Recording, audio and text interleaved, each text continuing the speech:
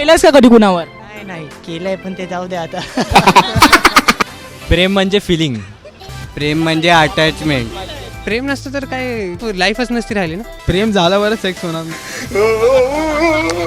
प्रेम जे असतं खरं प्रेम ते सेक्सवर कधी जात नाही आणि जे लोक फक्त सेक्स करण्यासाठी प्रेम करतात त्याला प्रेम म्हणत नाही. आजकल तो लव होता है तो फिर सेक्स हो ही जाता है, सिंपल थिंग. देखिए प्रेम की अगर व्याख्या की जाए तो बहुत अच्छी है.